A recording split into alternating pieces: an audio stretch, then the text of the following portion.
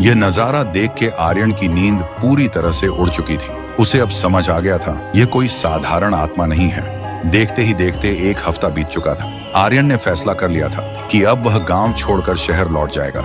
लेकिन जैसे ही वह कुछ दूर आगे बढ़ा, उसकी गाड़ी अचानक रुक गई, क्योंकि उसने देखा रास्ते के बीच कुछ लाशें पड़ी थीं। किसी का हाथ नहीं था, किसी का पैर नहीं था, और सभी लाशों के चेहरे पर एक डरावना मुखौटा बंधा हुआ था। यह देखते ही आर्यन का खून जम गया। वह इतना डर गया कि भागते हुए सीधा बरगद के पेड़ के पास पहुंचा और जोर से चिल्लाया, कौन हो तुम? क्यों इतनी जान ले रही हो? क्या दुश्मनी है इस गांव से? तभी हवा रुक गई और एक आवाज आई, तू यहाँ क्यों आया है? ये मेरी आग है जो सिर्फ मेरे गुनहगारों के खून से बुझेगी। तू यहाँ से चला जा। लेकिन आर्यन डरते हुए बोला, मैं नहीं जाऊंगा जब तक सच नहीं पता चलता। तभी अचानक एक तेज रोशनी चमकी और आर्यन को एक दृश्य दिखाई दिया। वह लड़की गांव की सबसे बेहतरीन नर्तकी थी। नाम था जानवी। वह सिर्फ भगवान के सामने ही नृत्य करती थी। लेकिन एक रात जानवी जब घर लौट रही थी, तभी गांव के पुराने जमींदार और उसके दोस्तों ने मिलकर जानवी का रास्ता रोक लिया और उसके साथ गलत हरकत करने लगे।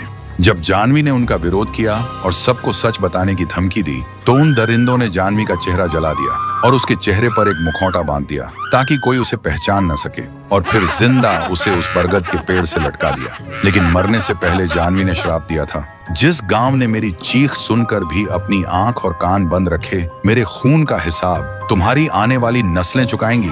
जब रोशनी हटी, तब आर्यन को समझ आया यह बदला नहीं, यह एक आत्मा का इंसाफ है। फिर अगले दिन सुबह आर्यन ने पूरे गांव को इकट्ठा किया और उसने पूरी सच्चाई सबके सामने रख दी। सुनते ही गांव वालों का डर अब शर्म में बदल गया था। फिर उन्होंने पुराने जमींदार के परिवार वालों को गांव से हमेशा के लिए निकाल दिया। फिर रात में पूरा गांव बरगद के पेड़ के पास आया। सब रोते हुए माफी मांगने लगे, जानवी, हम तुम्हारे गुनहगार हैं, हमें माफ कर दो, हमने तुम्हारे दुश्मनों को सजा दे दी है। तभी बरगद के पेड़ पर लटका मुखौटा अचानक टूटकर जमीन पर गिर गया और एक रोशनी के साथ आसमान में खो गया। उस दिन के बाद चंदनपुर शांत हो गया था। लोग अब उस पेड़ के पास आते हैं और जानवी की याद में फूल चढ़ाते हैं। तो दोस्तों, अगर आपको लगता है कि जानवी का बदला सही था और उस मासूम को इंसाफ मिल गया, तो इस वीडियो को लाइक करें और कमेंट में एक फूल जरूर छोड़ें।